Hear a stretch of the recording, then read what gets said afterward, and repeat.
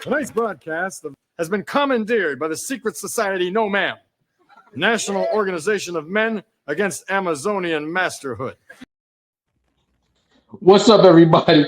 This is me, Critic Jay, along with your host, Venomous Vincent, and my man Vic, and we are back once more with another movie review, Federation Thursdays. Of course, this week we are doing A League of Their Own, starring Tom Hanks, Madonna, Rosie O'Donnell. Wow, I forgot Rosie O'Donnell was in that movie. Holy crap. That really did have a really good cast. Yeah. Wow, what a movie, man. So we gonna jump right into it. Final movie of the best baseball series. Guys, what was your thoughts and processes on this movie? Okay, I'll go first. So I love that Madonna was a slut. I thought it was great. I thought it fit her character at the time beautifully. The way that she just ran around doing all of this stuff with that sexy little smile and all of that. Like, yo, it was so nice to see Madonna young again and just wilding the hell out.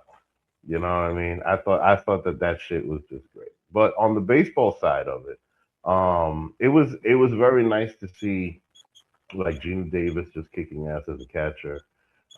Their whole story arc about all of these different girls from different parts of the country are coming together to make a baseball team. Why? Because the boys are off to the war.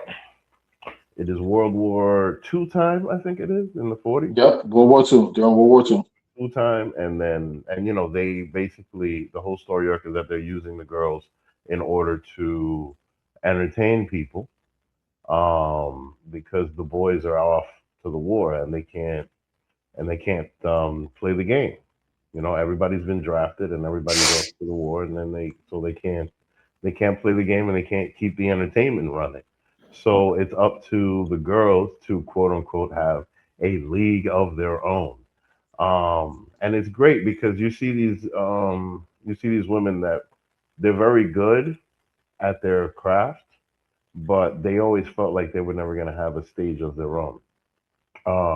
So, in the recruiting part, and mind you, damn, what's his name? John something. The Who? recruiter guy.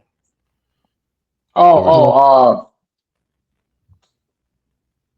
The recruiter guy. I mean, I know you guys know who I'm talking about, right? But yeah, that was not one of my favorite characters because he just had some wild ass lines. Like he was just saying all kinds of shit. anything. Yeah, like in order to get people to come and play for his team. And man, it was just that part of it I thought was interesting because it definitely showed a lot about how things were at that time. Like, I'm a little bit of a history buff, and I like seeing things from an older time. So I definitely appreciated just the story that they were trying to tell of this is basically the effects of one of the effects of the war itself inside the country. So that part of it I definitely like. Not just that, I like the cast. Tom Hanks, Gina Oh Davis, man. Madonna, Rosie O'Donnell. Like they really packed this up with a lot of stars and told a really, really good story. Don't I mean, forget Ann Cusack. yeah, And Cusack, definitely. Do yeah. we know? But does anybody know what Gina Davis is before this film? Do you know what Gina Davis really um got to superstardom from? No, It was definitely what was something her before breakout? this because this was more of a passion project, in my opinion, for her. Yeah, like it's definitely something before this because, and Yes. mind you, there was other movies where she was hotter than this. So like, yeah, but I forget. Am I? Hold up, was it Weird Science? No, it wasn't Weird Science. That wasn't her. No. That wasn't her. Um, Shit, I forgot. I would if I had well, she also was on Family Ties. Yeah, that's true. She was That in was Tootsie's. Mm. mm, But what I think she's well known for, and she's actually coming to town in October, in Orlando. She was one of the main characters in Beetlejuice. Word. That is Word. true. That is, she is one of the main characters in Yeah. Beetlejuice. Yes, that's true. Wow. She just was. She wasn't sexualized in that movie at all, but she was And great. and Beetlejuice was, I mean, really, besides the Fly, she was in the Fly. Mm. But Mm. really, I think if I mean, if it was me, I would say,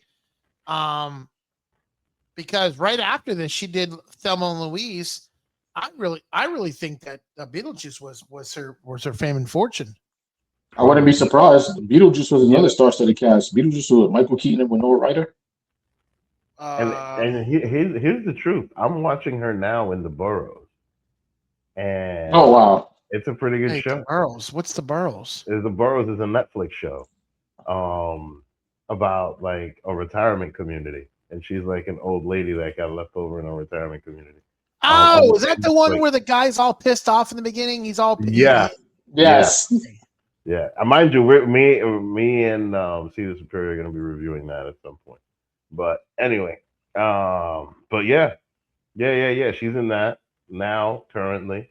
So now that I say that, like, she's literally been around long time. For decades. for over 30 years. Like she's been at this craft for a long time, and she was always good. And this was, in my opinion, this was one of her best roles. Yeah, I agree. Because she's basically the um the center of attention in this thing. Like she's the top player of this thing. So Even it's ends up managing when Tom Hanks was too drunk to do anything. speaking of Tom Hanks, let's talk about Tom Hanks because he really made this movie. Like he really did. Like he's one of the top characters in this movie. He starts off as an ex-player that lost his cartilage and was given a job to manage the girls' team. And in the beginning, oh my god, He was unhinged. for real. Unhinged. Like there was no filter on his mouth. He didn't care who you were. If you were in his line of sight, you were catching strays. Right. There's no crying in baseball. Is Mm, infamous with Tom Hanks. that's For the right. way he did it. Are you crying? There's no crying in baseball. Didn't I Triple H use that exact same line with Eugene? probably. I mean, I wouldn't be surprised if that line is used on girls.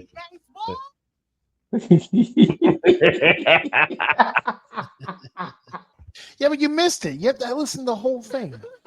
Facts. Are you crying? Crying? No crying in baseball? It's funny because I think a scene after that, when the umpire stepped in to stop him from being such an asshole, and he told him, "Hey, treat these girls like you would treat your mother." His response, greatest response I ever heard, was, "Did anybody ever tell you you look like a penis with a hat on?" And he got ejected from the game. He said that. He said that. He said that to the umpire. Nope. Umpire was trying to stop him from being a dick to the women, and he just literally told him, "Anybody ever tell you you look like a penis with a hat on?" Mhm. I Oh, gotta that's the- watch this movie again. I don't remember that. That was the greatest. Wow. You know what? Tom Hanks literally reminds me of Bobby Valentine, the manager from the Mets. Facts. Like he was definitely Bobby Valentine. If Bobby Valentine was a movie character, it was definitely what Tom Hanks was playing in that I movie. agree. It definitely wasn't. That's what made me love this movie. Like the character arcs were amazing. Like the story bases around two sisters who knew how to play baseball. They get to go professional, and you got one who's hot headed, thinks she's just hot shit, better than the team, and just tries to go off and do her own thing. She ends up losing too. Good riddance. You deserve every minute of it. Mm. Skank.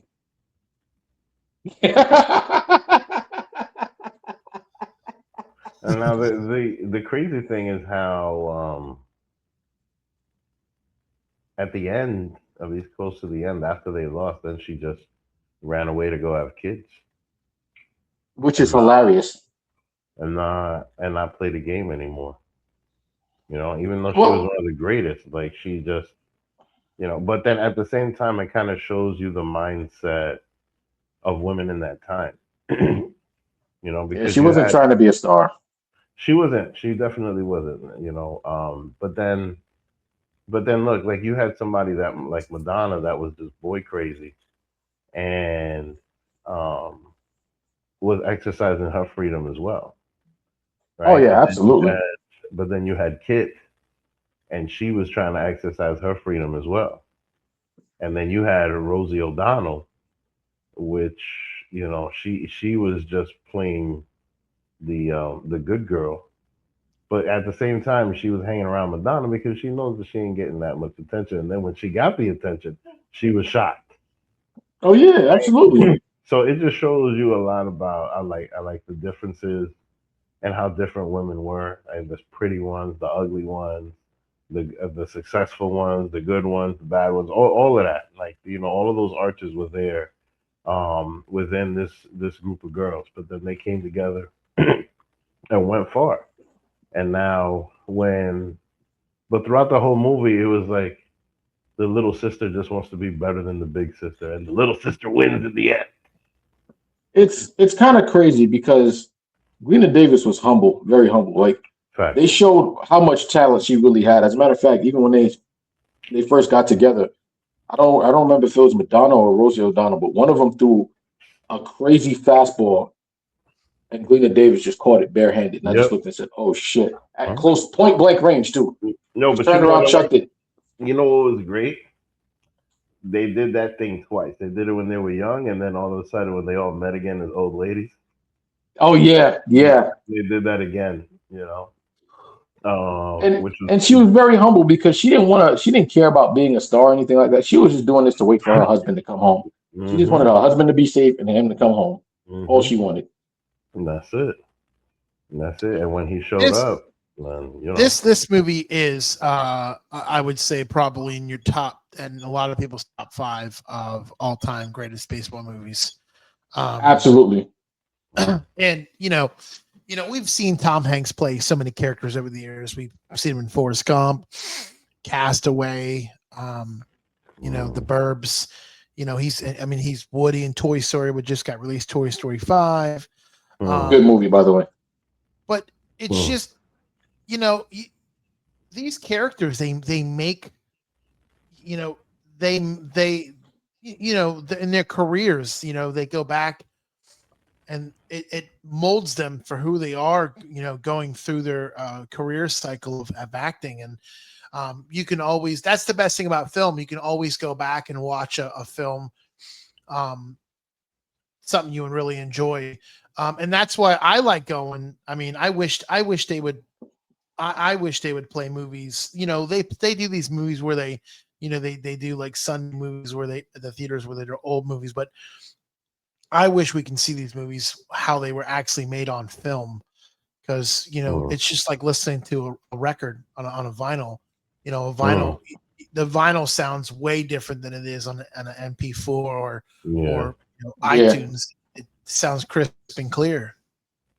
I mean, absolutely. and the interesting with that, it's interesting with that part because now it's gotten to the point of vinyl con where like Mm. like people trade things like at a sneaker con, you know. Where's Yeah, VinylCon at? yeah.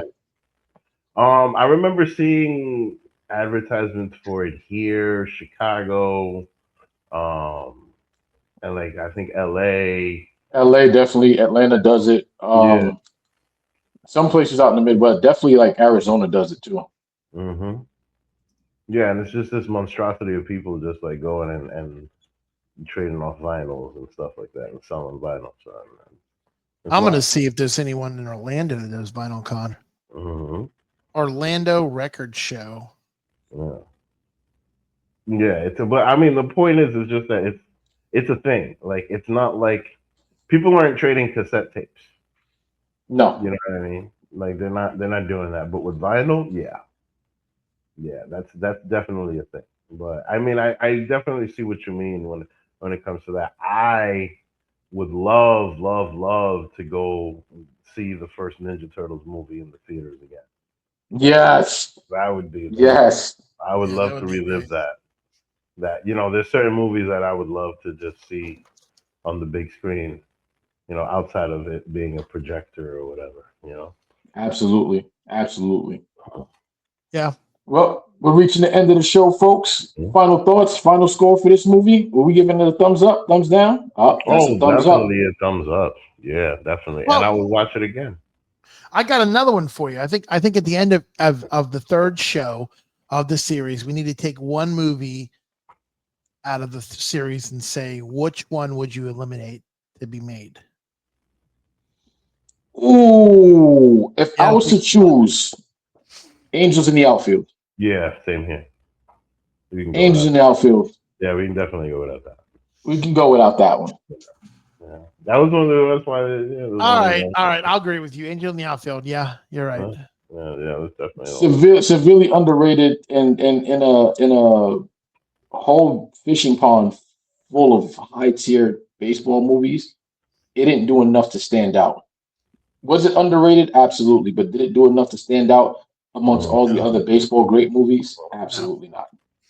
No. Yeah, definitely. I mean, compared to these other two, it wasn't. It certainly Like wasn't. I think the top one would have been the Kevin Costner one. I can't remember the name of that movie. Oh, Field of Dreams. Field of Dreams. Yeah, God, that's okay, another like great one. yeah, like when you're competing against movies like Field of Dreams, Major League, A League of Their Own, and so on and so forth. Angels in the Outfield just didn't do enough to stand out, and that was Yeah, its it's biggest not. downfall. It's not that impactful. It's just a fun. You know what I A mean? fun, family friendly movie. Yeah, exactly. Like I agree. Air Bud, or Airplane. Airport. those things that you don't take seriously. Exactly. But with that being said, folks, we always appreciate y'all stopping by. You could always catch us on Unpopular Review. We're on Spotify now, so definitely Right. lock in on Spotify. Click Spotify. follow. You'll always get podcasts and videos of this nature. Episodes out every week. You can also find Mhm. us on YouTube, Facebook, Twitter, the Mhm. whole 9 yards. We're everywhere. Right. Of course, yeah, Venomous Vince and I, we do a lot of foolishness over on the UPR wrestling side as well. Mhm. With Friday Night SmackDown Showdown. Mhm. Catch Vic in the Superior Seat, along with the great Grand Slam Poobah whenever he decides he wants to return. Yep. Always reviewing great shows on Unpopular Review Entertainment The side. trio, the trio of destiny. The Trio of Destiny, baby. The Trio. How did Mhm. that come up with that name? Lord knows. But Um, always great content on the whole Unpopular Review network worldwide. So just click in, follow us, subscribe if you want to, leave some comments. Hell, you could even leave some suggestions. We'll always look at the suggestions and see if you want us to review a certain type of movie. Always down for that. But with that said, this is your trio here, Federation Thursdays. We love y'all. Thanks for joining us. Peace out.